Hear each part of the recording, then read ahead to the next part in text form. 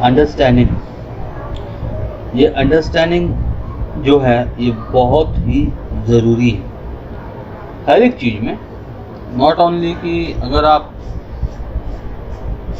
कुछ काम कर रहे हैं उसमें अंडरस्टैंडिंग की ज़रूरत है, नॉट ओनली कि आप घर में खाना बना रहे हैं उसमें अंडरस्टैंडिंग की ज़रूरत है, बट कहीं कहीं हम समझ कर भी नहीं समझ पाते कि हमें क्या करना है।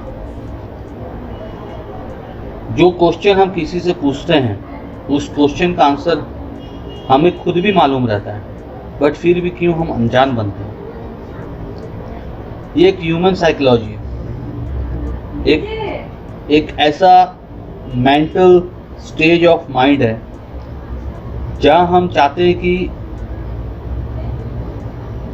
जहाँ हमें ये सुनना पसंद लगता है कि हम सुपीरियर हैं, और जब आप इस चीज़ को एडमिट नहीं कर पाते हैं कि आपसे भी सुपीरियर कोई है, तो वहाँ अंडरस्टैंडिंग खराब होती है कहीं भी। फॉर एन एग्जाम्पल, आप घर में हैं with your family.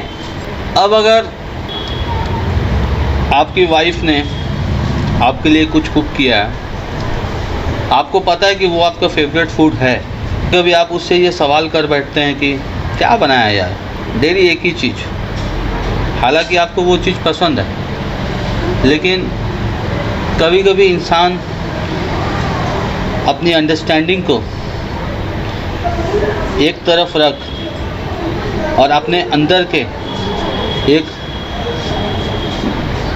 Diplomatic figure को बाहर निकालना चाहता है।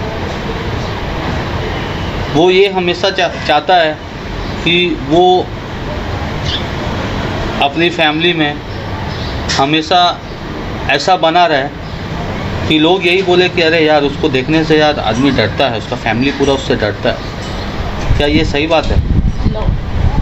डरना और डराना दोनों ही गलत है। बशर्ते ये देखना ज़रूरी है कि आप डर किससे रहे हैं और डरा किसको रहे हैं। कहीं ऐसा तो नहीं कि आज आप अपनी फैमिली को एक डर के साए में रखते हैं, आपके बच्चे आपको देखने से डरते हैं। अगर आप घर में ऑफिस के बाद अगर आप घर आ रहे हैं या मार्केट के बाद कभी आप घर आ रहे हैं, कोई काम करके जब अगर आप घर आते हैं, तो आपके बच्चे, आपके फैमिली मेम्बर्स आपको देखकर एक अलग स्कैरी मूड में आ जाए कि अरे यार क्या पता अगले मोमेंट क्या हो जाए। तो ये बात सही है, मुझे भी लगता है। तो फ्रेंड्स, यही था, मैं यही कहना चाह रहा था कि हमें हमेशा ये अंडरस्टैंडिंग में चलना है कि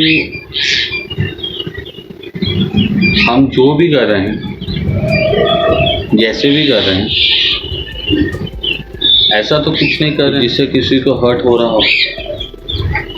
कभी कभी अन्य की होड़ में हम लोग ना जाने कई लोगों के दिल तोड़ देते हैं। अपनी इमेज को भी एक अपनी एक अच्छी इमेज को हम लोग स्पॉइल भी कर सकते हैं। अगर जो भी हो, बट कुछ भी करने से पहले हमें ये ज़रूर सोचना चाहिए कि हम जो कर रहे हैं इसका आपकी पर्सनल लाइफ, आपकी रिलेशनशिप्स पर क्या असर जाएगा। रिलेशनशिप में ये बाउंडिंग कब आती है? ये बाउंडिंग तब आती है जब अगर आपका और सामने वाले की क्लोजनेस बहुत ज़्यादा,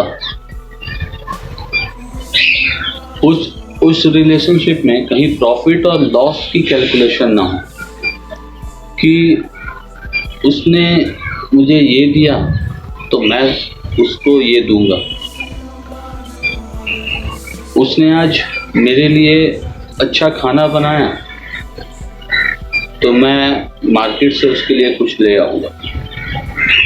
देखिए, गिव एंड टेक पॉलिसी में अंडरस्टैंडिंग नहीं होती। गिव एंड टेक पॉलिसीज़ में सिर्फ लेन देन रहता है। आप मुझे कुछ दे रहे हैं, अगर मैं सक्षम हूँ तो मैं आपको उसको रिटर्न करूँगा, और अगर ना कर पाया तो रिलेशनशिप हो। लेकिन जब हमारी बाउंडिंग्स, हमारी रिलेशनशिप्स, हमारी बाउंडिंग्स एक अंडरस्टैंडिंग के ऊपर टिकी होगी, तो हम अपनी लाइफ में उस रिलेशनशिप को बचाने के लिए और उसे कंटिन्यू चलाने के लिए हम बहुत सारी चीज़ों को कॉम्प्रोमाइज़ भी कर सकते हैं, सेक्रीफाइस भी कर सकते हैं। फेस वैल्यू जिसे हम कह सकते हैं, मार्केट में हमारी फेस वैल्यू, हमारे घर में, हमारे परिवार के साथ, हमारी फेस वैल्यू हमारी वर्किंग प्लेस में, इस फेस वैल्यू को सिर्फ एक ही चीज़ डेवलप कर सकती है, वो है लोगों के साथ डील करने की हमारी अंडरस्टैंडिंग पावर। मेरे मन में बहुत दिन से मैं सोच रहा था कि मैं इस टॉपिक पर बात करूं, क्योंकि मैं वही टॉपिक्स पर बात करना चाहता हूं जिसे मैं खुद एक्सपीरियंस करता हूं। क्योंकि जब अगर आप खुद ही नहीं समझें तो आप किसी को क्या समझाएंगे। हमें अपनी लाइफ में मॉरल्स को हमेशा ही अपग्रेड करते रहना। तो हमारी लाइफ के कई रंग हैं। मॉरल एक पिक्चर है, उस मॉरल को बनाने के लिए